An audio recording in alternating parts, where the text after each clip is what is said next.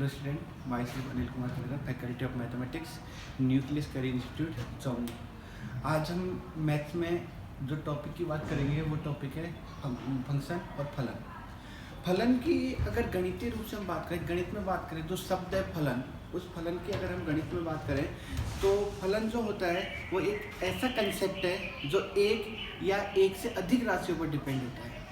एक या एक से अधिक राशियों पर डिपेंड होने का मतलब क्या है? जैसे अगर हम एग्जाम्पल देखें, उदाहरण के लिए हमने छोटी क्लासों में चक्रवृद्धि ब्याज के बारे में तो पढ़ा था। चक्रवृद्धि ब्याज जो हम कैलकुलेट करते हैं, जो हम चक्रवृद्धि ब्याज निकालते हैं, वो किस पर डिपेंड होता है? मूलधन, समय और दर पर।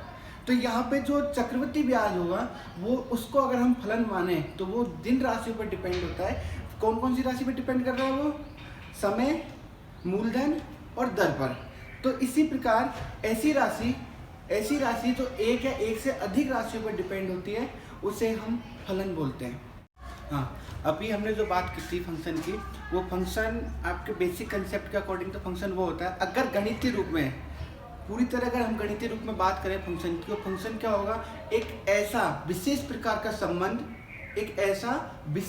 का संबंध जिसके प्रत्येक अवयव एक प्रतिबिंब और एक से अधिक पूर्व प्रतिबिंब रख सकते हैं, ऐसा संबंध फलन कहलाता है। यहाँ पे जो दो शब्द आए हैं, प्रतिबिंब और पूर्व प्रतिबिंब, उनका मतलब क्या है वो हम देख लेते हैं। जैसे अब बेटा आपके पास में दो समुच्चय, समुच्चय ए और समुच्चय बी।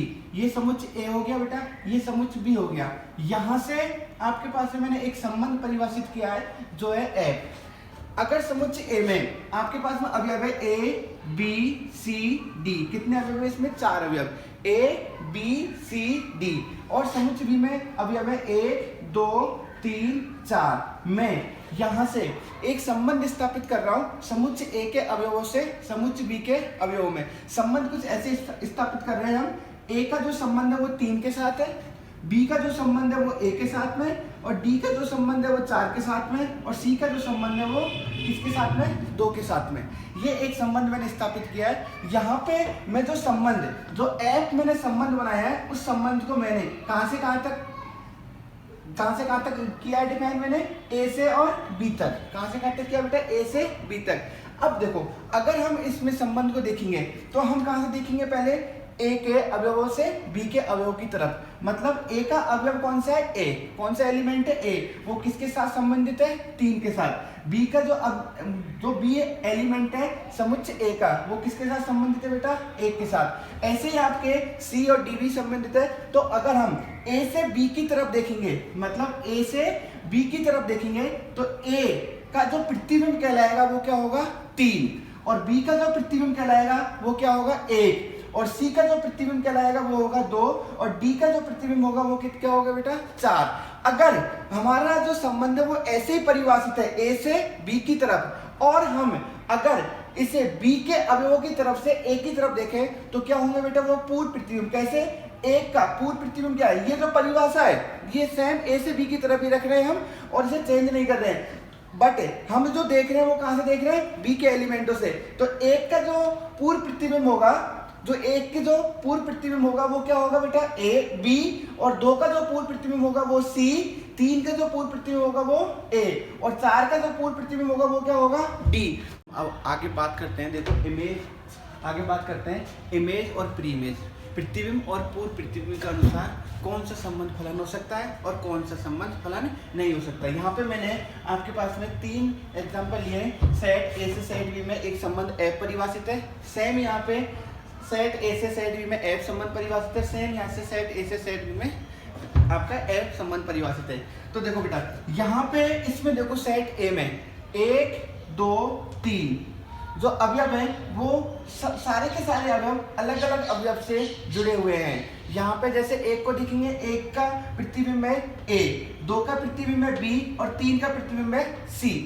यहाँ पे ए से बी में जो संबंध ए परिभाषित है उसमें 1 का प्रतिबिंब बी है, 2 का प्रतिबिंब बी है, और 3 का प्रतिबिंब सी है। यहाँ पे अगर ए से बी में देखें तो 1 का प्रतिबिंब ए है, 1 का प्रतिबिंब बी है, 2 का प्रतिबिंब सी है। अब हम यहाँ पे इन तीनों एग्जाम्पल को चेक करने के लिए हम एक बार वापस से इसकी डेफिनेशन देखते हैं। मैंने डेफिनेशन क्या बताई थी? एक ऐसा संबंध एक ऐसा संबंध जिसका एक प्रतिबिंब हो और एक से अधिक पूर्व प्रतिबिंब हो सकते हैं। यहाँ पे हम बात करें तो अलग अलग अवयव का, एक का ए, दो का बी, तीन का सी, यहाँ पे जितने अवयव है उन सबका अलग अलग प्रतिबिंब आ रहा है। इसका मीन्स क्या होगा, ये संबंध एक फलन है। यहाँ पे अगर हम बात करें तो एक का बी, दो का बी, तीन का सी। यहाँ पे अब आप ये सोचोगे कि यहाँ पे जो एक का और दो का जो प्रतिबिंब आ रहा है वो बी से आ रहा है, परंतु बेटा ये एक का प्रतिबिंब है और बी का प्रतिबिंब है। यहाँ पे जो बात होगी वो पूर्व प्रतिबिंब की होगी। और हमने जो परिभाषा में बात की थी ये कहा था कि एक से अधिक पूर्व प्रतिबिंब हो सकते हैं। अगर हम प्रतिबिंब की बात करें तो एक का और दो का अलग अलग आ रहा है, मतलब दो अलग अलग एलिमेंट का सेम प्रतिबिंब तो हो सकता है, बट एक प्रतिबिंब, एक एलिमेंट के दो अलग अलग प्रतिबिंब नहीं हो सकते। वैसा हम इस केस में कहेंगे। यहाँ पे तो ये जो है ये वाला क्या है बेटा, फंक्शन है। बट यहाँ पे देखो, यहाँ पे आपका वो केस आ रहा है कि एक जो है उसके अलग अलग प्रतिबिंब आ रहे हैं। एक का ए भी आ रहा है, एक का बी भी आ रहा है। इसको सिंपल से ऐसे समझो, अगर आपके पास में कोई मैथ का क्वेश्चन है और उस मैथ के क्वेश्चन में एक ही क्वेश्चन है आपके पास में, और अगर उस क्वेश्चन में हम दो अलग अलग वैल्यू रखते हैं, एक अगर वैल्यू रखते हैं तो उससे दो अलग अलग आंसर थोड़ी ना आ सकते। इसी प्रकार यहाँ पे एक के दो अलग अलग प्रतिबिंब नहीं हो सकते, परंतु यहाँ पे एक का जो है वो ए और बी दोनों प्रतिबिंब दिखाए हुए हैं। ये अगर हम इसकी बात करेंगे तो ये सिंपल एक संबंध होगा, परंतु फलन नहीं होगा। जबकि पहले और दूसरे दोनों एग्जाम्पल क्या होंगे बेटा, फलन होंगे। अच्छा, अब हम अगला टॉपिक की बात करेंगे। वो कौन सा टॉपिक है बेटा, प्रांत, सह प्रांत और परिसर, डोमेन, कोडोमेन और रेंज। फंक्शन के डोमेन, कोडोमेन और रेंज की बात करेंगे। मैंने यहाँ पे एक एग्जांपल लिखा है। एक मैंने संबंध को वो एक फंक्शन डिफाइन कर लिया है और उसे परिभाषित किया है सेट ए से सेट बी में। सेट ए में, समुच्चय ए में अवयव है 1 2 3 4 5 6 7। सेट बी में अवयव है A B C D E F G H. ठीक है बेटा, यहाँ पे आपको पता है कि एक जो संबंधित है वो ए से है, दो जो संबंधित है वो सी से है, तीन है वो बी से है, चार है वो डी से है, पाँच है ई से, छः है एफ से, सात है जी से और एच आपका सेम ऐसे ही रखा हुआ है। बेटे यहाँ पे क्या है, हमारा जो फंक्शन है वो कहाँ से कहाँ तक है, ए से बी की तरफ। तो यहाँ पे जो सेट ए के जितने भी अवयव होंगे, जितने भी एलिमेंट है, उन सभी एलिमेंट का सेट जो होगा, मीन्स सेट ए जो होगा वो कहलाएगा प्रांत। कौन कौन से अवयव होंगे इसके, 1 2 3 4 5 6 7। तो आपका जो प्रांत होगा उसमें कौन कौन से एलिमेंट आ रहे हैं बेटा, 1 2 3 4 5 6 7। ये जो आपका इनके जो सेट बना है वो क्या होगा, डोमेन और प्रांत।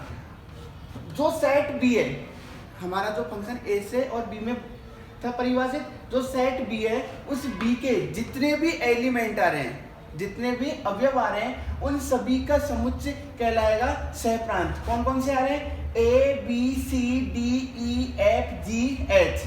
तो सहप्रांत क्या हो गया, A B C D E F G H. ये तो हो गया आपके पास है प्रांत और सहप्रांत। अब हम बात करेंगे परिसर की, जो रेंज। ठीक है, इसमें क्या होगा बेटा, यहाँ पे जो प्रांत के जितने भी अवयव थे, प्रांत के जितने भी अवयव थे वो सह प्रांत के किन किन अवयवों के साथ जुड़े हुए हैं, जिन जिन अवयवों के साथ जुड़े हुए हैं उन अवयवों का समुच्चय क्या कहलाएगा, परिसर। यहाँ पे देखो, जो ए के जो एलिमेंट है, डोमेन के जो एलिमेंट है 1 से 7 तक, वो कौन कौन से एलिमेंट्स है, A B C D E F G तक। ये एच जो है वो किसी के साथ जुड़ा हुआ नहीं है। तो जो अवयव A B C D E F G, इनका जो समुच्चय होगा, इनका जो सेट होगा वो क्या कहलाएगा बेटा, परिसर। A B C D E F G, यहाँ पे एच लिया है यहाँ पे क्योंकि एच जो है वो डोमेन के एलिमेंट थे, उनके साथ जुड़ा हुआ नहीं था। अगला टॉपिक जो है बेटा वो है फलनों का वर्गीकरण। फलनों के वर्गीकरण के अनुसार हम अलग अलग फलनों के बारे में पढ़ेंगे। हमारा पहला फलन है वो है अचर फलन, कांस्टेंट फंक्शन। जो अचर फलन और कांस्टेंट फंक्शन होता है वो कौन सा होता है बेटा, जैसे एफ ऑफ एक्स बराबर सी। यहाँ पे सी क्या है बेटा, अचर राशि है। इस टाइप का जो फलन होता है वो कौन सा फलन होता है, अचर फलन। जैसे एग्जांपल मैंने लिया यहाँ पे एक फलन f है जो r से, r मतलब वास्तविक संख्या है, r से 1 में परिभाषित है और f ऑफ x बराबर 1 है। इस टाइप का फंक्शन जो होगा वो कौन सा होगा, कांस्टेंट फंक्शन। जो कांस्टेंट फंक्शन होता है उसमें जो रेंज होती है वो फिक्स होती है, एक ही एलिमेंट होता है रेंज में, और उसके डोमेन में जो है मोर देन वन एलिमेंट हो सकता है, बट इसका जो आंसर आने वाला है वो सिर्फ और सिर्फ एक ही आता है, जो इस टाइप का होता है f ऑफ x बराबर c, और c जो है वो अचर राशि है।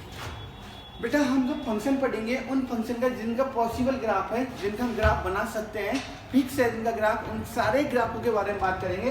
तो हम पहले जो हमारा पहला फलन है अचर फलन, उसके ग्राफ के बारे में भी बात कर लेते हैं। इसका जो ग्राफ है, इसे बनाने से पहले मैं कुछ बातें बता देता हूँ आपको ग्राफ बनाने के लिए। जब भी हम किसी भी फलन का ग्राफ बनाएंगे तो उसके जो डोमेन वाले एलिमेंट है, जो उसके प्रांत वाले जो एलिमेंट जो अवयव है, उनको हम दर्शाएंगे x अक्ष पर, और जो उनके परिसर वाले एलिमेंट है, उनके जो रेंज वाले अवयव है, उनको दर्शाएंगे हम y अक्ष पर।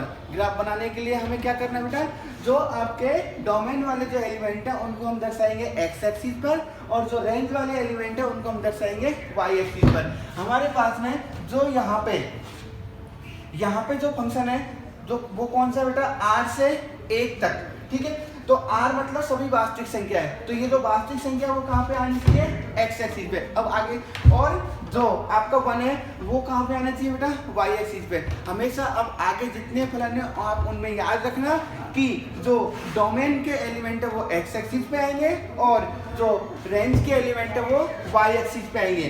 बेटा यहाँ पे जो हमारे पास में इसका डोमेन है वो क्या है बेटा, वास्तविक संख्या। तो वास्तविक संख्या क्या होगी, इस x एक्सिस पे आएंगी, और इसका जो आंसर आ रहा है वो हमेशा क्या आ रहा है, क्या आ रहा है बेटा यहाँ पे 1। देखो यहाँ पे इसका मतलब क्या है, हम जो यहाँ पे x के मान रखेंगे वो r में से हम कोई भी मान रख सकते हैं। तो यहाँ पे अगर हम 1 रखते हैं तो भी क्या आएगा बेटा यहाँ पे 1, अगर आप यहाँ पे 5 रखते हो तो भी क्या आएगा बेटा 1, अगर यहाँ पे मैं -4 रखता हूँ तो भी क्या आएगा 1, अगर मैं यहाँ पे -10 रखता हूँ तो भी क्या आएगा बेटा 1। हमेशा आंसर कितना आ रहा है इसका 1। इसीलिए ये अचर फलन है, क्योंकि यहाँ पे आंसर फिक्स आने वाला है, एक ही आने वाला है इसका आंसर, वो अचर राशि होगी, और जो अचर राशि आपकी परिभाषा में दी होगी वही होगी। जिसका मीन्स क्या हुआ, x एक्सिस का अगर मैं कोई भी मान रखता हूँ, x एक्सिस का मैं अगर कोई भी मान रखता हूँ, आपके पास में आंसर हमेशा क्या आने वाला है, 1 आने वाला है। इसलिए इसका जो आलेख होगा वो इस टाइप का रहेगा, यहाँ पे 1 है इसलिए y एक्सिस पे 1 से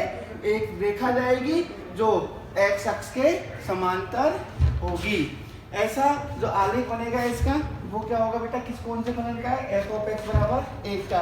अगर हम और भी बात करें, जैसे अगर आपके पास में एक अचर फलन कुछ इस टाइप का होता है f ऑफ x बराबर -5, तो उसका क्या होता, देखो जो आपके पास में जो भी राशि आ रही है, जैसे यहाँ पे कौन सी राशि आई थी बेटा, 1 आई थी, तो उसका क्या हुआ, 1 से जाने वाली x एक्स के समांतर रेखा आई थी। हमारा दूसरा एग्जाम्पल क्या है, f ऑफ x बराबर -5, तो क्या होगा -5 y एक्सिस पे, ये y एक्सिस पे x एक्सिस के नीचे -5 यहाँ पे होगा, तो -5 से जाने वाली x अक्ष के समांतर रेखा इसका आलेख होगी। हाँ बेटा, सेकंड फंक्शन हमारे पास है बहुपदीय फलन और पॉलिनोमियल फंक्शन। जो बहुपदीय फलन और पॉलिनोमियल फंक्शन जो होता है वो फंक्शन होता है जो व्यापक बहुपद से बना हुआ हो। अब व्यापक बहुपद कौन सा होता है, व्यापक बहुपद जनरल पॉलिनोमियल होता है p of x equal to a0 plus a1x plus a2x square plus an-1 x की घात n-1 an x की घात n। इस प्रकार का जो एक्सप्रेशन होता है, इस प्रकार का जो व्यंजक होता है, उसे हम क्या कहते हैं बेटा, व्यापक बहुपद कहते हैं। जो व्यापक बहुपद से जो भी फंक्शन बने हुए होते हैं वो क्या होते हैं आपके पास, बहुपदीय फलन होते हैं। यहाँ पे a0 a1 a2 ये जो अचर राशियां हैं वो कौन सी होनी चाहिए बेटा, यहाँ पे वास्तविक राशियां होनी चाहिए। ये वाली यहाँ पे इमेजिनरी नंबर नहीं है, ये वाले कौन से वास्तविक। और जो n है वो क्या है बेटा, पूर्णांक की घात है, और पूर्णांक भी कौन से पॉजिटिव वाले पूर्णांक है। कौन से पॉजिटिव, नेगेटिव वाली वैल्यू नहीं है, क्योंकि व्यापक जो बहुपद होता है उसकी कंडीशन ये होती है n धनात्मक पूर्णांक होना चाहिए, और जो अचर राशि है इसके साथ में आ रही है a0 a1 a2 an-1 an। ये कौन सी राशि है आपके पास में, वास्तविक राशि है। इस व्यापक बहुपद से, ये जो आपके पास में व्यंजक है बहुपदीय व्यंजक, इससे जो फंक्शन बने हुए होते हैं या इस टाइप के जो फंक्शन होते हैं वो कौन से होते हैं बेटा, बहुपदीय फलन। अगर हम एग्जांपल की बात करें तो f ऑफ x बराबर ये वाला a नॉट इतना ही लिया मैंने, जैसे f ऑफ x बराबर इसका 5, ये क्या है आपके पास में एक फंक्शन है और इसके बारे में हम पहले पढ़े थे, कौन सा वो था ये अचर फलन, क्योंकि यहाँ पे क्या है इसकी कंडीशन f ऑफ x बराबर c जैसा बन रहा है। अच्छा और हम देखें तो f ऑफ x बराबर ax प्लस b, ये भी एक क्या है, एक डिग्री बहुपद है, एक घातीय बहुपद है, तो ये भी क्या है एक बहुपदीय फलन हो गया। अगर हम और बात करें तो f ऑफ x बराबर ax square plus bx plus c, ये तो आपको मैंने क्वाड्रेटिक इक्वेशन में पढ़ाया था। ये क्या है आपके पास में द्विघातीय व्यंजक है, तो ये कौन सा हो गया, द्विघातीय फलन हो गया। ठीक है, तो इससे इस वाले व्यंजक से जो फंक्शन बनते हैं, इस वाले व्यंजक से जो भी आपके पास में फंक्शन बनते हैं वो कौन से होते हैं बेटा, बहुपदीय फलन होते हैं। ये आपके पास में जो बहुपदीय फलन है वो फिक्स नहीं होते, तो इनके अकॉर्डिंग जैसे जैसे हमारे पास में बहुपदीय फलन होते हैं वैसे वैसे उनके आलेख आते जाते हैं। जैसे ये वाला कौन सा है, लीनियर है, रेखीय फलन है, तो इसका आलेख अलग बनेगा। ये कौन सा है, द्विघातीय फलन है, तो इसका आलेख अलग बनेगा। वो उस पर डिपेंड करता है, जैसा हमारे पास में एग्जाम्पल होगा वैसा फंक्शन वो उस वैसा आलेख बनेगा, इसलिए इसका हम एक फिक्स ग्राफ नहीं बना सकते। अगला हमारे पास में जो तीसरे नंबर का फलन आता है वो आता है बेटा बीजीय फलन। ये कौन सा होता है, चर राशियों को अगर हम ऐड करके, चर राशियों को ऐड करके, सब्ट्रैक्ट करके, उनका डिवाइड करके, मल्टीप्लाई करके या उनका रूट में लेके अगर हम कोई भी फलन बनाते हैं तो वो फलन कौन सा होता है बेटा, बीजीय फलन। जैसे f ऑफ x बराबर रूट x प्लस 1, ये एक बीजीय फलन है। अच्छा इसमें क्या डिफरेंस आ गया, और भी आपके पास में ये होगा f ऑफ x बराबर x स्क्वायर प्लस 1, ये भी क्या आपके पास है, बीजीय फलन है। इसमें क्या हो गया, इसमें ये जो आपके घाते थी वो क्या आ रही थी, धनात्मक, देखो ये एंड क्या था, पॉजिटिव, क्या था ये पॉजिटिव नंबर था, इसलिए अगर हम इन दोनों का कंपैरिजन करें तो हम ये कह सकते हैं कि सभी बहुपदीय फलन क्या हो सकते हैं, बीजीय फलन, परंतु बीजीय फलन सारे के सारे बीजीय फलन बहुपदीय फलन नहीं हो सकते। वापस से सुनो एक बार, क्या सभी बहुपदीय फलन बीजीय फलन हो सकते हैं और सारे बीजीय फलन बहुपदीय फलन नहीं हो सकते। ऐसा इसलिए क्योंकि बहुपदीय फलनों की जो कंडीशन होती है वो मेन कंडीशन क्या है, जो पावर आ रही है, जो घात आ रही है वो क्या होनी चाहिए, पॉजिटिव नंबर होनी चाहिए, परंतु इसमें आपके पास में पॉजिटिव नंबर जरूरी नहीं है। अच्छा अब हमारे पास में कितने हो गए, 3 फंक्शन हो गए। अब चौथा जो आता है वो आता है परिमेय फलन।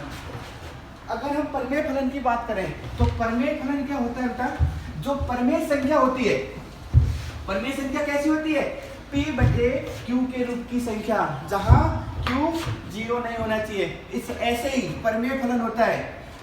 परिमेय फलन जो होता है वो किस प्रकार का होता है, p ऑफ x बटे q ऑफ x के प्रकार का फलन कौन सा होता है बेटा, परिमेय फलन होता है, जहां पे ये जो नंबर है आपके पास, जो ये जो q ऑफ x है वो 0 के बराबर नहीं होना चाहिए। इस प्रकार का जो फलन है f ऑफ x बराबर p ऑफ x बटे q ऑफ x, परंतु q ऑफ x का मान 0 नहीं होना चाहिए। इस प्रकार का जो फलन है वो कौन सा फलन होता है बेटा, परिमेय फलन होता है। यहाँ पे जो p ऑफ x और q ऑफ x है, p ऑफ x तथा q ऑफ x, ये दोनों के दोनों क्या है बेटा, p ऑफ x और q ऑफ x दोनों के दोनों क्या है, यहाँ पे बहुपद है। क्या है बेटा, यहाँ पे ये दोनों के दोनों बहुपद है। तो दो बहुपदों px और qx से मिलके बना फंक्शन जो ऐसा हो, p ऑफ x बटे q ऑफ x और q of x not equal to 0, इस टाइप का फंक्शन कौन सा होता है बेटा, परिमेय फलन। अच्छा नेक्स्ट आता है आपके पास में अपरिमेय फलन। अपरिमेय फलन क्या होगा बेटा, अपरिमेय फलन में क्या होगा, जो आपके पास में या तो हम ऐसे बोल लें डायरेक्टली कि ऐसे फंक्शन जो परिमेय नहीं हो वो कौन से होंगे, अपरिमेय, या फिर हम बोले कि जो आपके पास में बहुपद है, बहुपदों में प्लस माइनस डिवाइड मल्टीप्लीकेशन और अपूर्णांक के घाते, कौन सी बेटा, अपूर्णांक के घाते सम्मिलित होती है, वैसे फलन कौन से होते हैं बेटा, अपरिमेय फलन होते हैं। अगला फंक्शन है हमारे पास में आइडेंटिटी फंक्शन और तत्समक फलन। जो आइडेंटिटी फंक्शन और तत्समक फलन है वो किस प्रकार का होता है, f ऑफ x बराबर x, जहाँ पे x क्या है बेटा, वास्तविक संख्या है। यहाँ पे देखो इसका मीन्स क्या है, जो हमारे पास में इनपुट है वही हमारे पास में आउटपुट है। एक बात याद रखना, तत्सम फलन में क्या होगा, जो हमारे पास में आंसर आएगा वो क्या होगा, जो हमने वैल्यू पुट की है वही। इनपुट बराबर क्या है, आउटपुट। यहाँ पे अगर हम इसके आलेख की बात करें तो क्या होगा, आंसर क्या आ रहा है यहाँ पे, जो हमने वैल्यू रखी है। तो एक्स एक्सिस पे और वाई एक्सिस पे दोनों मान क्या रहेंगे, बराबर। तो यहाँ पे 1 पे 1 आएगा, 2 पे 2। तो इसका आलेख किस टाइप का रहेगा आपके पास में, मूल बिंदु से निकलने वाली एक सरल रेखा जो 45 डिग्री पर झुकी हुई है एक्स अक्ष के साथ। अगला जो इसके बाद में जो अगला आता है फंक्शन, वो कौन सा है बेटा, चरघातांकीय फलन। चरघातांकीय फलन किस टाइप का होता है, f ऑफ x बराबर a की घात x। जो a की घात x है, x क्या है यहाँ पे, चर राशि है, और a क्या बेटा यहाँ पे अचर राशि है।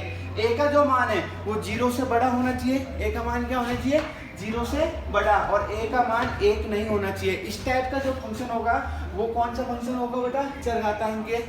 कौन सा, चरघातांकीय फलन। इसके बारे में हम लॉग में भी पढ़ चुके हैं। जो चरघातांकीय फलन है, यहाँ पे x का मान कुछ भी हो सकता है, ठीक है। और अगर हम इसके आलेख की बात करें तो इसका आलेख डिपेंड करता है, इसका ग्राफ जो है वो डिपेंड करता है a की वैल्यू पर। a क्या है यहाँ पे, आधार पर डिपेंड करता है। और यदि आधार का मान 0 से 1 के बीच में है, आधार का मान क्या है बेटा, 0 से 1 के बीच में है, तो इसका आलेख किस टाइप का रहेगा। यहाँ से देखो, इधर से आपके पास में इंक्रीज, यहाँ से ये डिक्रीज होता हुआ आएगा, ठीक है। अगर आधार जो है a का मान वो 1 से बड़ा है तो क्या होगा बेटा, ये इस टाइप से इंक्रीज होते हुए जाएगा। जो f ऑफ x बराबर ax या फिर चरघातांकीय जो आपके पास में फलन है, उसका अगर हम आलेख की बात करें तो वो किसके मान पे डिपेंड कर रहा है बेटा, a के मान पे। और a जो है वो क्या है, 0 से 1 के बीच में, और a 1 से बड़ा। इसके अकॉर्डिंग क्या होगा, या तो इस टाइप का रहेगा, a का मान अगर 0 से 1 के बीच में रहेगा, या फिर आपके पास में a का मान 1 से बड़ा होगा तो इस टाइप का रहेगा। अगला जो है बेटा वो है लघुगणकीय फलन, लॉगरिथमिक फंक्शन। लॉगरिथमिक फंक्शन क्या होता है, f ऑफ x बराबर log ऑफ x, जिसका आधार क्या है, a। यहाँ पे आधार का मान 0 से बड़ा होना चाहिए, और आधार 1 के बराबर नहीं होना चाहिए। अगर इसका हम ग्राफ देखें तो ग्राफ क्या होगा बेटा, a का मान 1 से छोटा और 0 से बड़ा होगा तो इस टाइप का ग्राफ रहेगा। और a का मान अगर 1 से बड़ा होगा तो हमारे पास में इस टाइप का आलेख रहेगा। इसके बारे में हमने उसमें भी पढ़ा था, लॉग में भी, ठीक है। यहाँ पे बस इसका जो डोमेन है और रेंज, अगर इसके डोमेन और रेंज की बात करें तो क्या होगा, x का मान क्या होना चाहिए, 0 से बड़ा होना चाहिए। तो इसका अगर डोमेन की बात करें तो डोमेन कहाँ से कहाँ होगा, 0 से अनंत तक। कहाँ से कहाँ होगा बेटा, 0 से अनंत तक, ठीक है। अगला आता है त्रिकोणमितीय फलन। त्रिकोणमितीय फलन के बारे में हम बात करें तो ये जो 6 फंक्शन है, कौन कौन से, f ऑफ x बराबर sin x, f of x बराबर cos x, f of x बराबर tan x, f of x बराबर cosec x, f of x बराबर sec x, f of x बराबर cot ऑफ x। ये जो function होते हैं वो कौन से होते हैं बेटा, ये होते हैं आपके पास में ट्रिग्नोमेट्रिक फंक्शन और त्रिकोणमितीय फलन। इनके बारे में, इनके सबके अलग अलग आलेख होते हैं, और इनके आलेख के इन फंक्शन के आलेख और इनके डोमेन और रेंज के बारे में हमने इसका अच्छे से डिटेल में पढ़ा हुआ है ट्रिग्नोमेट्री में।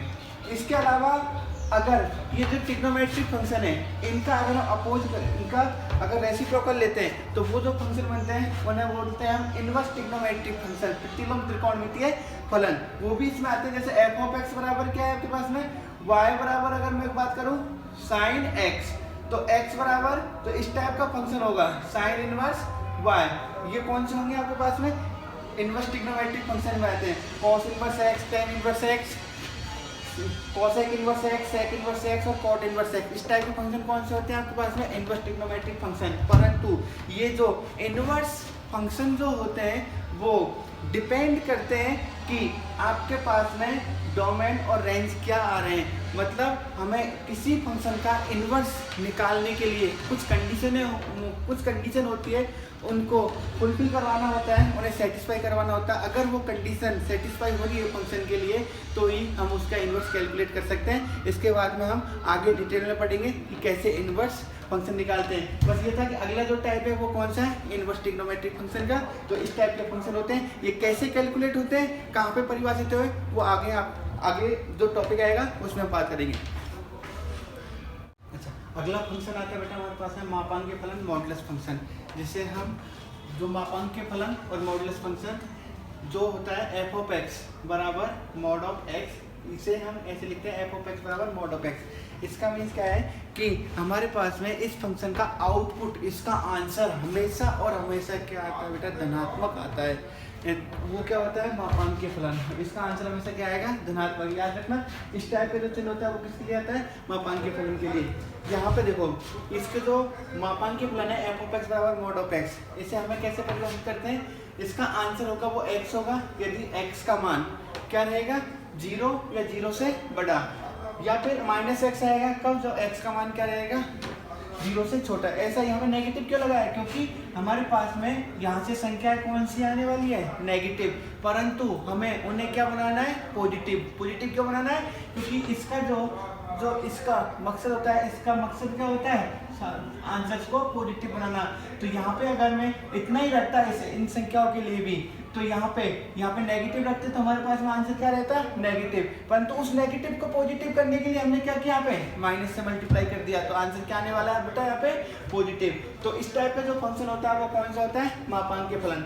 मापांकीय फलन की अगर हम आलेख की बात करें तो देखो यहाँ पे 0 से, ये मूल बिंदु है, 0 से अनंत की तरफ हमारे पास में 0 है, 0 से बड़ा है, तो क्या होने वाला है, जो रखने हैं वो आंसर आ रहा है। तो इस टाइप का यहाँ पे y बराबर x, और इधर की साइड क्या आ रहा है, 0 छोटे के लिए -x, तो इधर की साइड क्या रहेगा आपके पास में -x। अच्छा, इसकी जो परिभाषा है वो क्या है कि ये हमेशा आउटपुट क्या देता है बेटा, धनात्मक देता है। कौन सा आउटपुट देता है, धनात्मक। तो आउटपुट अगर इसका धनात्मक है तो उसके अनुसार अगर हम इसके परिसर, याद रखना ये, इसके परिसर की बात करें तो परिसर क्या होगा, सभी धनात्मक संख्याओं का समुच्चय, और साथ में क्या होना चाहिए, 0। तो क्या हो जाएगा, 0 से अनंत तक। इसका अगर परिसर की बात करें तो क्या होगा बेटा, 0 से अनंत तक की जो भी संख्या है उन सभी संख्याओं का समुच्चय क्या रहेगा, यहाँ पे इसका परिसर रहेगा। अगला जो फंक्शन है वो अगला फंक्शन क्या होगा बेटा आपके पास में, अगला फंक्शन जो है वो कौन सा है बेटा, चिन्ह फलन, सिग्नम फंक्शन है। वो कौन सा है, चिन्ह फलन। चिन्ह फलन जो होता है वो क्या होता है, उसकी परिभाषा होती है एफ ऑफ एक्स बराबर सिग्नम ऑफ, इसे इंग्लिश में बोलते हैं सिग्नम फंक्शन। क्या बोलते हैं इसे, सिग्नम फंक्शन। तो इसकी जो परिभाषा होती है वो क्या होता है, एफ ऑफ एक्स बराबर सिग्नम ऑफ एक्स, इसे परिभाषित किया गया है मॉड ऑफ एक्स बटे एक्स। एक्स का मान जब 0 के बराबर नहीं है, अगर x का मान 0 के बराबर है तो क्या आएगा आंसर इसका, 0। तो इसके अगर हम इसे और आगे सिंप्लीफाई करें तो ये क्या हो जाएगा, एफ ऑफ एक्स बराबर सिग्नम ऑफ एक्स, जो क्या होगा बेटा आपके पास में, अभी मॉड ऑफ एक्स पढ़ा था हमने, मॉड ऑफ एक्स में क्या था, x आता था जब x का होता है 0 से बड़ा, यहाँ पे क्या हो जाएगा x। दूसरा कहता है x लेस देन 0, जब आपके पास में -x आएगा, और ये तीसरा केस आपके x बराबर 0 पे। यहाँ पे हमारे पास में 0 अलग से दिया हुआ है तो हम बराबर 0 नहीं लिखते हैं, यहाँ पे क्या होगा 0।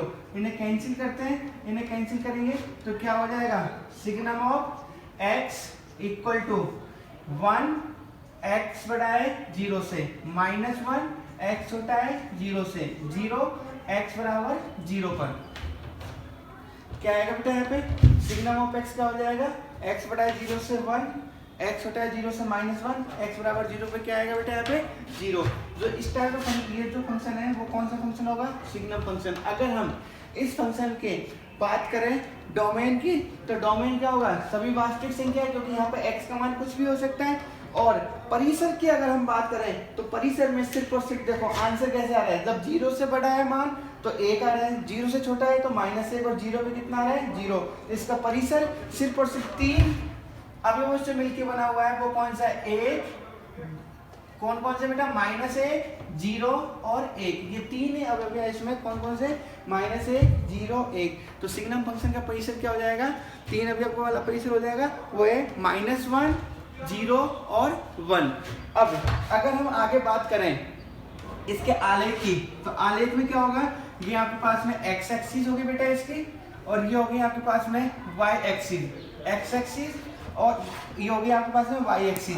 तो यहाँ पे देखो जब x का मान 0 से बड़ा है तो उनके लिए हमारे साथ आंसर क्या आ रहा है बेटा आपके पास में 1। तो इधर की साइड आपका 1 हो गया, यहाँ पे हो गया -1। आपके पास में 0 से बड़ी वाली संख्या के लिए 0 पे नहीं है, क्योंकि 0 पे हमें ऑलरेडी क्या दिया हुआ है, 0। तो 0 पे आंसर कितना आ रहा है, 0। और 0 से छोटी के लिए कितना आ रहा है -1, तो ये क्या होगा इधर की साइड के लिए, तो क्या आ रहा है आपके पास में 0 से बड़ी संख्या के लिए हमेशा क्या आंसर आ रहा है 1, और इधर की साइड के तो 0 से छोटी वैल्यू के कितना आ रहा है -1। तो हमारे पास में सिग्नम फंक्शन में जो आलेख बनेगा वो इस टाइप का आलेख बनेगा। अब बेटा देखो अगला हमारा फंक्शन है महत्तम पूर्णांक फलन।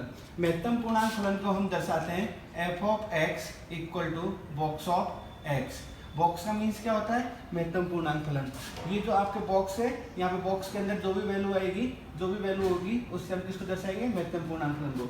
जो महत्तम पूर्णांक फलन है उसका मीन्स क्या होता है, जैसे अगर हम यहाँ पे x की वैल्यू 2.5 रखते हैं तो ये 2.5 से लीस्ट वाला जो इंटीजर होगा, इससे छोटा जो इंटीजर होगा वो आंसर आएगा। मीन्स यहाँ पे क्या हो जाएगा x की वैल्यू हमने 2.5 पुट की तो क्या होगा बॉक्स ऑफ 2.5 = 2।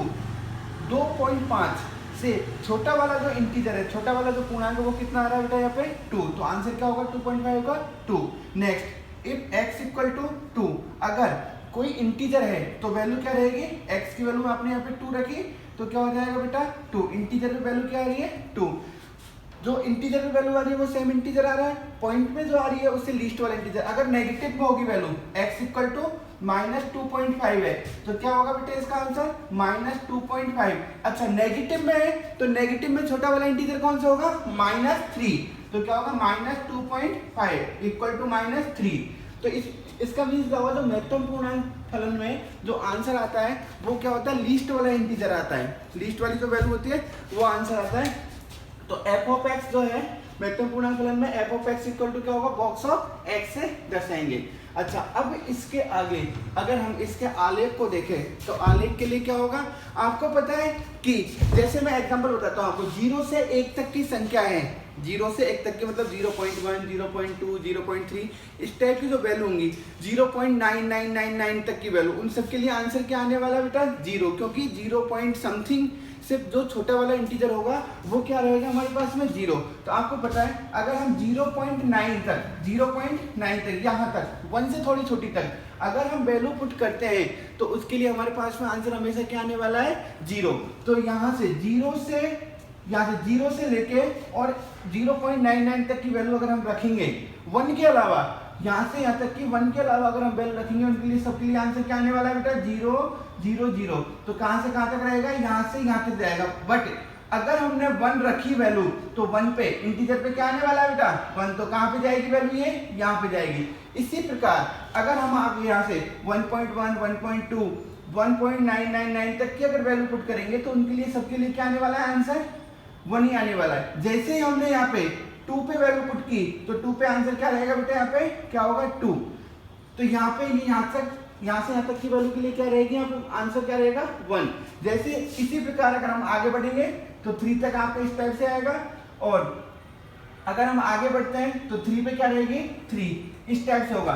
सेम अगर हम नेगेटिव में चलते जाएं तो आप नेगेटिव में देखो, अगर हमारे पास में -1 से 0 तक की वैल्यू रही, जैसे -0.5 के लिए वैल्यू क्या आने वाली है, छोटे वाला इंटीजर कौन सा होगा -1।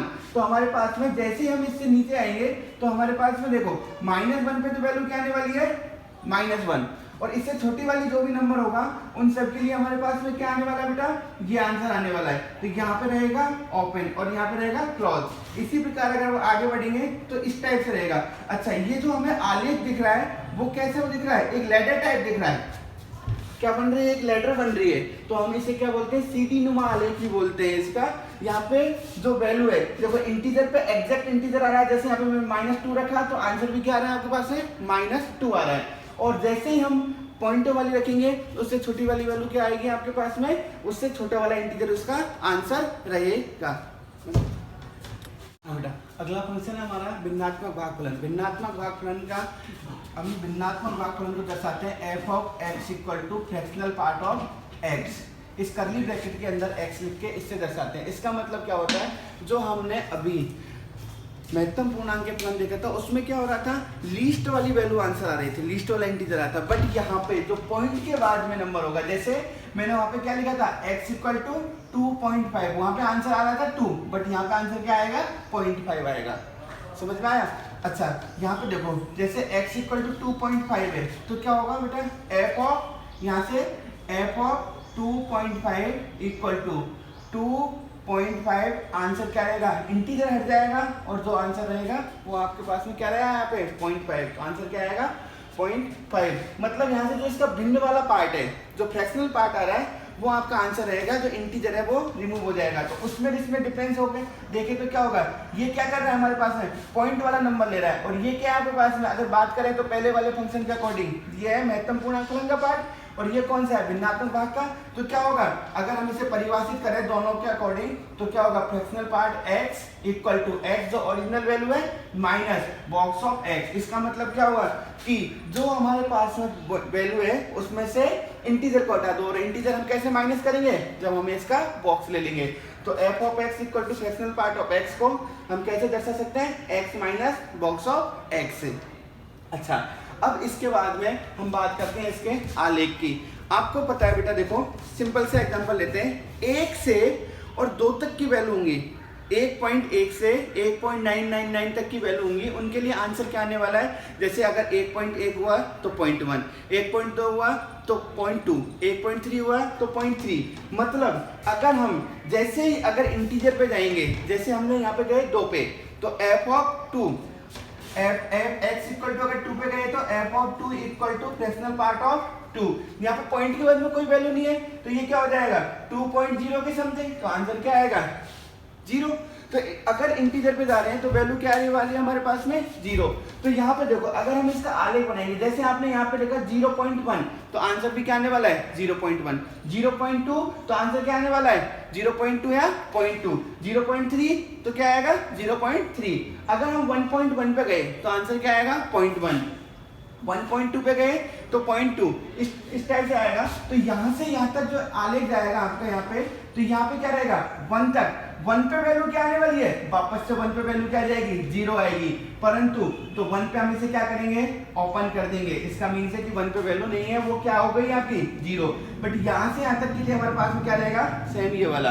अच्छा, अगर इधर चलेंगे तो 1.1 पे 1.1, 1.2 पे 1.2, 1.3 पे 0.3, तो यहाँ पे इधर की साइड वापस से हम यहाँ पे जाएंगे, बट 2 पे आंसर क्या आएगा 0।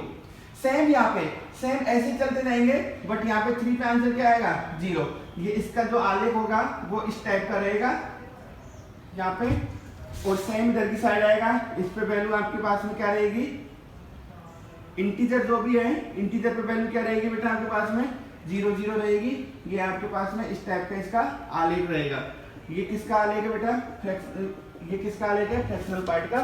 बॉक्स ऑफ x मतलब महत्तम पूर्णांक और भिन्नात्मक भागफलन में क्या रिलेशन आ गया, f of x equal to fractional part of x equal to x minus box of x। हाँ बेटा, अगला टॉपिक आता है हमारा डोमेन, प्रांत। प्रांत कैलकुलेट करने के लिए हमें कुछ फंक्शन और कुछ बेसिक रूल अप्लाई करने होते हैं। जो डोमेन कैलकुलेट करना है वो जेई के अकॉर्डिंग और बोर्ड के अकॉर्डिंग बहुत इंपॉर्टेंट है। इसमें हम 2 चीज़ें तो बहुत अच्छे से देख के चलते हैं, एक तो परिसर ज्ञात करना और एक डोमेन ज्ञात करना। पहले हम पढ़ेंगे डोमेन ज्ञात करना और उसके बाद में हम देखेंगे परिसर। तो फंक्शन के अकॉर्डिंग भी है, जो भी आपके पास में कंडीशन दी गई है अकॉर्डिंग टू क्वेश्चन वो अप्लाई करेंगे, और साथ में जो बेसिक चीज़ें हैं उसकी जो हर जगह यूज होती है उनको भी हम अप्लाई करेंगे। तो पहले हम जो फंक्शन वाली कंडीशन है वो तो हम अकॉर्डिंग टू क्वेश्चन देखेंगे कौन सा फंक्शन दिया हुआ है। मैंने आपको 11-12 जो फंक्शन बताए उनकी कंडीशन है उसके अकॉर्डिंग, और जो सब में बेसिक है वो बेसिक वाली कंडीशन देख लेते हैं, फंडामेंटल क्या कंडीशन होगी। अच्छा, पहली कंडीशन जो होती है डोमेन ज्ञात करने के लिए, सबसे पहले तो आप ये देखो बेटा कि डोमेन होता क्या है। मैंने आपको पहले बताया था डोमेन क्या होगा, उन सभी वास्तविक संख्याओं का समुच्चय जिनके लिए दिया गया फलन परिभाषित है। एक बार वापस से सुनो, उन सभी वास्तविक संख्याओं का समुच्चय जिनके लिए दिया गया फलन परिभाषित है। अच्छा, दूसरी बात आती है वास्तविक संख्या क्या है। वास्तविक संख्या है माइनस अनंत से अनंत तक की, माइनस अनंत से अनंत तक की सभी संख्याएं जो संख्या रेखा पर दर्शाई जा सकती है। ऐसी संख्याएं कौन सी होगी बेटा, वास्तविक संख्या है। तो जो पहले हम क्या करेंगे, जैसे क्वेश्चन को सॉल्व करने की कोशिश करेंगे, डोमेन ज्ञात करेंगे, तो सबसे पहले हमें सारी वास्तविक संख्या माइनस अनंत से अनंत तक की संख्या लेके चलनी है। उसके बाद में जो क्वेश्चन दिया हुआ है उसमें कौन सा फंक्शन है, फंडामेंटल रूल अप्लाई करने हैं और उसके अकॉर्डिंग हम उसका आंसर निकालेंगे। जो अब जो कंडीशन देखनी है वो अकॉर्डिंग टू क्वेश्चन ही देखनी पड़ेगी, परंतु हमें तो ये मान के चलना है कि पहले हमारे पास में माइनस अनंत से अनंत तक की संख्या ही हम लेके चलते हैं, बाद में जो भी आपके पास में आंसर आएगा वो सॉल्व करने के बाद में देखेंगे।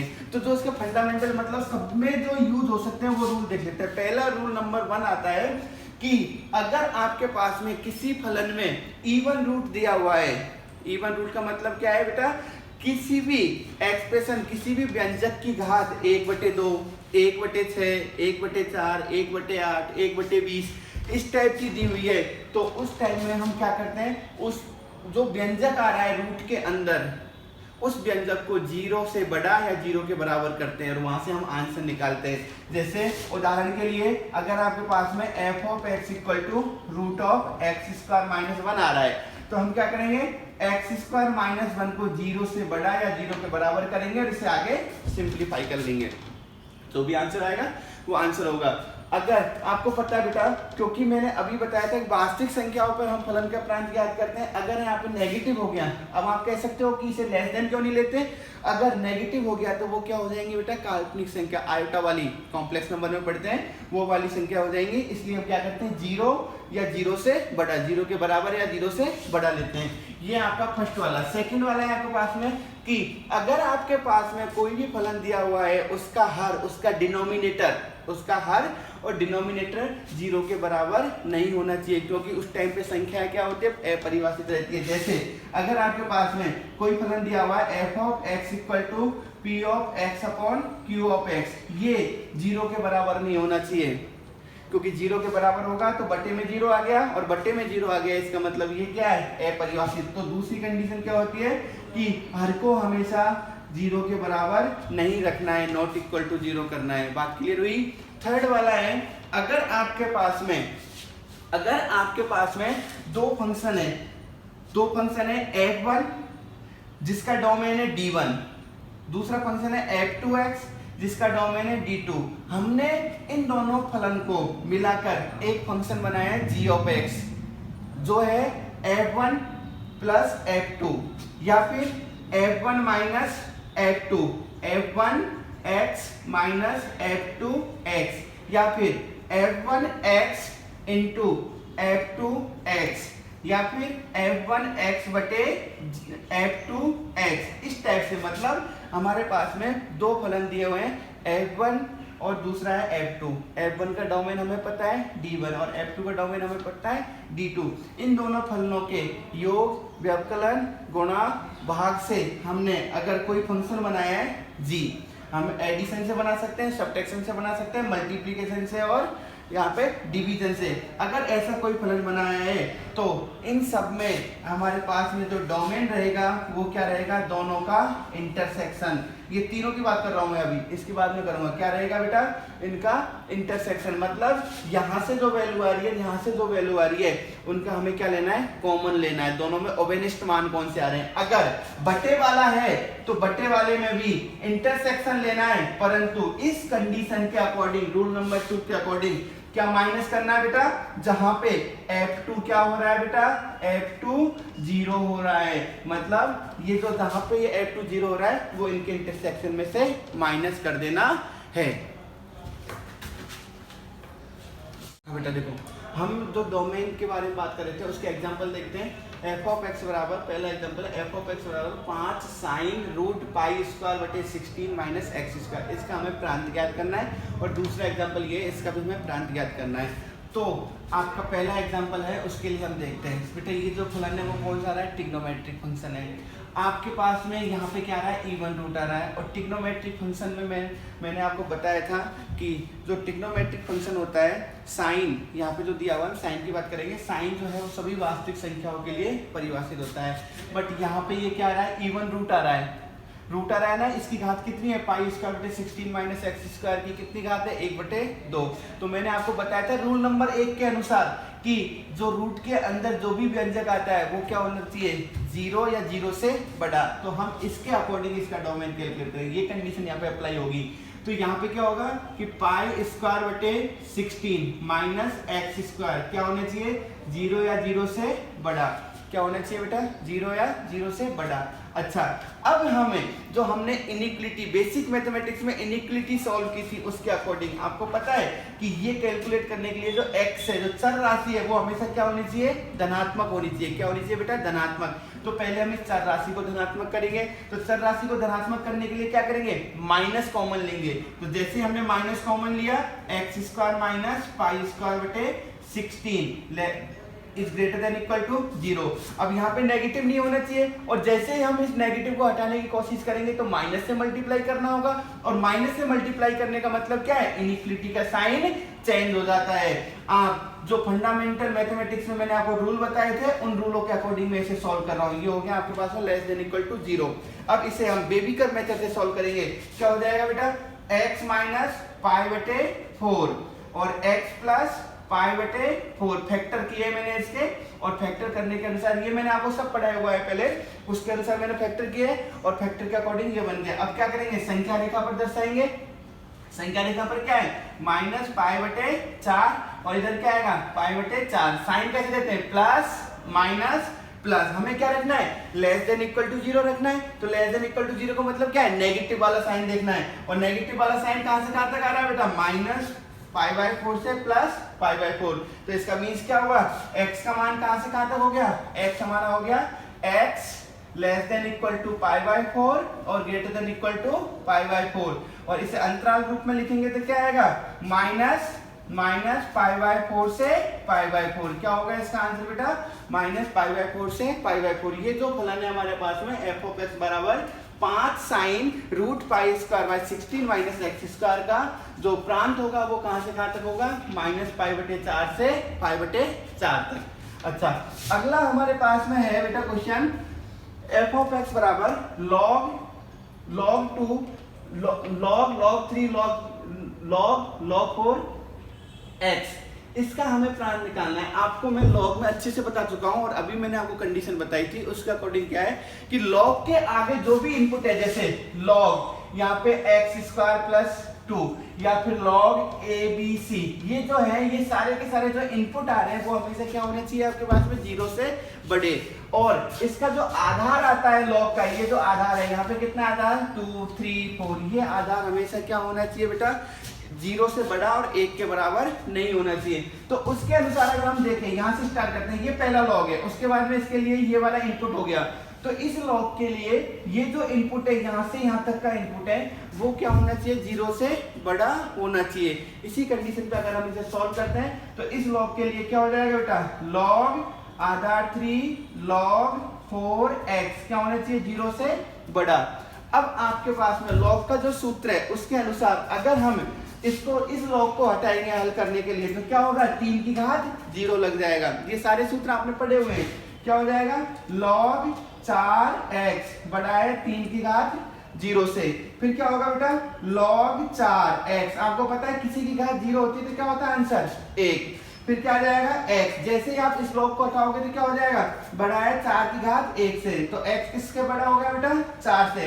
तो आंसर क्या आएगा इसका, x बड़ा है 4 से। अगर हम इसे देखें संख्या रेखा पर, यहाँ पे हो जाएगा बेटा 4, इधर की साइड प्लस अनंत और इधर की साइड माइनस अनंत। तो हमारे पास में आंसर क्या आ रहा है, 4 से बड़ा। यहाँ पे देखो बराबर वाला चिन्ह नहीं है, तो यहाँ पे क्या होगा, 4 से बड़ी वाली संख्या। तो अंतराल के रूप में लिखेंगे तो क्या होगा, अगर हम ऐसे लिखते हैं तो x किससे बड़ा आ रहा है, 4 से। और अंतराल के रूप में लिखेंगे तो यहाँ पे क्या आएगा, खुला अंतराल। और अनंत, कोई भी अनंत हो, माइनस हो या प्लस हो, क्या आता है, खुला अंतराल। तो आंसर क्या हो जाएगा, x belongs to 4 to infinite। ये इसका आंसर होगा।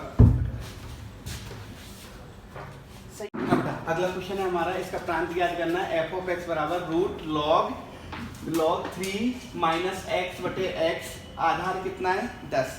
अब यहाँ पे देखो, अगर हम रूल को देखें तो उस रूल के अकॉर्डिंग हमारे पास में यहाँ पे 2 कंडीशन लगने वाली है अलग अलग। पहली तो जो फंडामेंटल रूल थे डोमेन के, रूट के अंदर वाला एक्सप्रेशन क्या होना चाहिए, 0 से बड़ा। दूसरा यहाँ पे लॉग फंक्शन आ रहा है और लॉग के आगे का जो इनपुट है वो क्या होना चाहिए, 0 से बड़ा।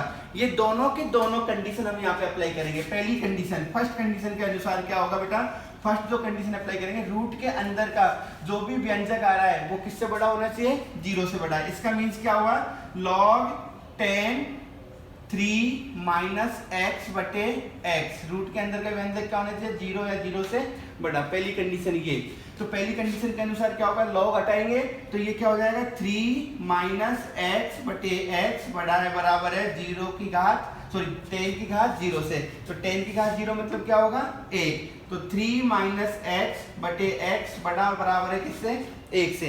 अब इसे आगे हल करते हैं। हल करने के लिए क्या होगा, इस 1 को इधर लेके आओ, क्या हो जाएगा, 3 माइनस एक्स बटे एक्स माइनस 1 बड़ा है बराबर है 0 से। इसका लघुत्तम लेंगे तो हो जाएगा 3 माइनस एक्स बटे एक्स बड़ा है बराबर है किससे, 0 से। क्या हो जाएगा, 3 माइनस 2x बटे x बड़ा है बराबर है किससे, 0 से। सेम यहाँ पे जो पहले वाले क्वेश्चन में था वो आ गया। यहाँ पे ये चर राशि है x और वो क्या आ रही है, नेगेटिव। इसे क्या बनाना है, पॉजिटिव। तो नेगेटिव को पॉजिटिव कैसे बनाते हैं, माइनस कॉमन लो और माइनस से मल्टीप्लाई कर दो। जैसे हम इसे पॉजिटिव बनाते हैं, माइनस कॉमन लेके माइनस से मल्टीप्लाई करेंगे, उसके साथ में क्या हो जाएगा, इस असमीका का चिन्ह परिवर्तित हो जाएगा। तो ये किस में चेंज हो जाएगा, 2x minus 3 upon x less than equal to क्या हो जाएगा बेटा, 0। अब इसे हम जो बेबी कर्व मेथड था उसके अकॉर्डिंग सॉल्व करेंगे तो क्या हो जाएगा, एक तो हमारे पास में x की वैल्यू आएगी 3/2 और एक x आएगा आपके पास में क्या बेटा, 0। ठीक है, इसके बाद में क्या होगा, इंक्रीजिंग ऑर्डर में 0 3/2, यहाँ पे क्या होगा, प्लस अनंत, इधर क्या होगा, माइनस अनंत, प्लस माइनस प्लस। हमें क्या रखना है, लेस देन 0। तो लेस देन 0 मतलब आपका क्या चाहिए, हमें नेगेटिव चाहिए। नेगेटिव कहां से कहां तक आ रहा है बेटा, 0 से कहां तक, 3/2। बट यहाँ पे एक चीज याद रखनी है बेटा, बराबर, यहाँ पे बराबर का चिन्ह लग रहा है, हम यहाँ पे बराबर नहीं ले सकते 0 के। क्यों, जैसे हमने 0 के बराबर लिया इसका मतलब x का मान 0 हो सकता है, और अगर हमने x का मान यहाँ पे 0 रखा तो 0 का भाग किसी में जाता नहीं है, क्या हो जाएगा, अपरिभाषित। तो हमारे पास में यहाँ पे हमें क्या रखना है, ओपन रखना है, यहाँ पे क्या रखना है, क्लोज, मतलब 0 से और 3/2 तक का आंसर होगा। यहाँ से आंसर कहां से कहां तक आ रहा है, 0 से 3/2। ये पहली कंडीशन तो ये हो गई, ये हो गया आपके पास में फर्स्ट। अब ये तो हो गया रूट के वाली कंडीशन। अब हमें क्या करना है, लॉग के अनुसार जो लॉग की कंडीशन होती है उसे अप्लाई करना है। आपको पता है लॉग जो फलन होता है उसके आगे का जो इनपुट होता है वो सब किससे बड़ा होना चाहिए, 0 से बड़ा। तो लॉग के आगे का इनपुट क्या है, 3 माइनस एक्स बटे एक्स। तो ये सेकंड कंडीशन के अकॉर्डिंग क्या होना चाहिए, यहाँ पे 3 माइनस एक्स बटे एक्स किससे बड़ा होना चाहिए, 0 से। ठीक है, तो सेकंड कंडीशन अप्लाई करेंगे, वही कंडीशन यहाँ पे जो यहाँ पे आई थी। यहाँ पे क्या था कि चर राशि क्या जा रही है, नेगेटिव, उस चर राशि को क्या बनाना है, पॉजिटिव। जैसे ही आप चर राशि को पॉजिटिव बनाओगे तो वही सेम, माइनस कॉमन लिया, माइनस से मल्टीप्लाई किया तो ये चिन्ह चेंज हो गया। तो ये क्या हो जाएगा, x minus 3/x less than 0। फिर क्या होगा बेटा, इसी मेथड से, बेबी कर्व मेथड से इसे सॉल्व करोगे तो क्या हो जाएगा, यहाँ से x की वैल्यू क्या क्या आएंगे हमारे पास में, एक तो 3 आएगी और एक क्या आएगी, 0। तो यहाँ पे इंक्रीजिंग ऑर्डर में 0 3 प्लस अनंत माइनस अनंत प्लस माइनस प्लस। यहाँ पे क्या रखना है, हमें नेगेटिव वैल्यू रखनी है। कहां से कहां तक आ रही है बेटा, 0 से कहां तक आ रहा है, 3 तक। यहाँ पे बराबर का चिन्ह नहीं है इसलिए क्या रहेगा, ओपन रहेगा। और x का मान यहाँ से कहां तक आ जाएगा, 0 से 3 तक। ये हो गया आपके पास में सेकंड। अब मैंने आपको फंडामेंटल रूल में तीसरा नंबर का बताया था, जब दो फंक्शन आपस में मिल जाते हैं, दो कंडीशन अप्लाई करते हैं, या ऐड होते हैं, सब्ट्रैक्ट होते हैं, डिवाइड होते हैं, मल्टीप्लाई होते हैं, तो उस टाइम पे हम क्या करते हैं, जो भी आपके पास में दो आंसर आ रहे हैं उनका क्या लेते हैं हम, वहां पे उन दोनों का कॉमन लेते हैं, उन दोनों का इंटरसेक्शन और कॉमन लेते हैं। तो कॉमन लेने के लिए पहला वाला आप देखते हैं, फर्स्ट वाले से हमारे पास में आंसर कहां से कहां तक आ रहा है, 0 से 3/2, 0 से 3/2। यहाँ पे है ओपन, ये वाली वैल्यू इंक्लूड नहीं हो रही है, यहाँ पे है क्लोज, ये वाली वैल्यू इंक्लूड हो रही है। दूसरे वाले का आंसर क्या है, 0 से 3, यहाँ पे 3 कहीं इधर की साइड होगा, ये 3 हो गया, ये 0 पे ये भी इंक्लूड नहीं हो रहा है, देखो ओपन इंटरवल है, और इधर की साइड भी ये अपर इंटरवल है। आपको बेटा यहाँ पे कॉमन लेने का मतलब क्या, कहाँ कहाँ पे आपको दो लाइन दिख रही है, जहां जहां दो लाइन दिख रही है वो आपका आंसर होगा। कहाँ से कहाँ तक दिख रही है, ये तो है नहीं, ये वाली यहाँ से लेके और यहाँ तक हमें दो लाइन दिख रही है, मतलब हमारा आंसर कहाँ से कहाँ तक होगा, 0 से 3/2। ये वाली वैल्यू आ रही है, मतलब कि 0 पे दोनों पे नहीं आ रही, तो ये क्या होगा, x का मान क्या होगा, 0 से 3/2। ये आपका फाइनल आंसर होगा।